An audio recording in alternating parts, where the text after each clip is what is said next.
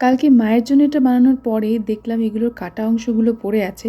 এইগুলো হাতে নিতেই আমার হঠাৎ করে একটা কথা মাথায় আসলো যে বেশ কিছু মাস আগে আমি একটা ডল হাউস বানিয়েছিলাম। ওটা তো বোর্ডের সঙ্গে এইভাবে টাঙানো আছে, তবে এটার অবস্থা এখন খুবই খারাপ, কারণ পুরো মাকড়সার ঝুল টুল পড়ে ভর্তি হয়ে গেছে। তো এটাকে পরিষ্কার করার জন্য একটা ঝুলঝাড়ু বানানো কেমন হয়? তো তার জন্য প্রথমে নারকেলের ওই ছোবড়া যেগুলো ছিল ওগুলোকে এক জায়গায় করে গুছিয়ে নিয়ে এইভাবে মাঝখানে একটা ঝাঁটার কাঠি দিয়ে ওটাকে একটু বেঁধে নিয়েছিলাম টাইট করে। এবার আর কি হয়ে গেছে, বাকি অংশটা কাঁচির সাহায্যে কেটে সাইজ করে করে নিতে হবে। ছোটবেলা থেকে মা ঠাকমাকে এটা দিয়ে ঘর ঝাড়তে দেখেছি এবং আমারও এটা দিয়ে অভ্যাস এমন হয়ে গেছে যে এটা ছাড়া আমার ওই নরম টাইপের যে ঝুলঝাড়ুগুলো হয় ওটা দিয়ে করতে ভালোই লাগে না, মনে হয় যেন পরিষ্কারই হলো না। বাই দ্য ওয়ে, দড়ি দিয়ে খুব একটা ভালো বাঁধা যাচ্ছিল না বলে পরে সুতো দিয়ে বেঁধে নিয়েছিলাম। আর এইটা রেডি হওয়ার পরে দেখতে তো আমার সেই ছোটা ভীমের বুড়ি পরির সেই ম্যাজিক ব্রুমের মতন লাগছে। যারা পুতুল খেলতে ভালোবাসো তারা এই টাইপের জিনিস কিন্তু একটা বানিয়ে রাখতে পারো।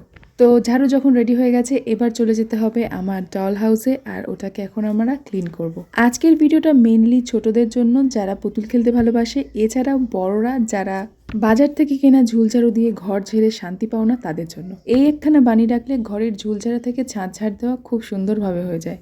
ও হ্যাঁ, তোমরা অনেকেই ডল হাউসটার বাকি ফার্নিচারগুলো দেখার জন্য খুবই আগ্রহী। আমিও বানানোর জন্য আগ্রহী, কিন্তু এক মাথার মধ্যে এত কিছু চলে তো কখন কোনটা করবো আমি গুছিয়ে উঠতে পারি না। যাই হোক, আজকের ভিডিওটা কেমন লাগলো সেটা জানিও। আজকের মতন টাটা, দেখা হবে নেক্সট ভিডিওতে।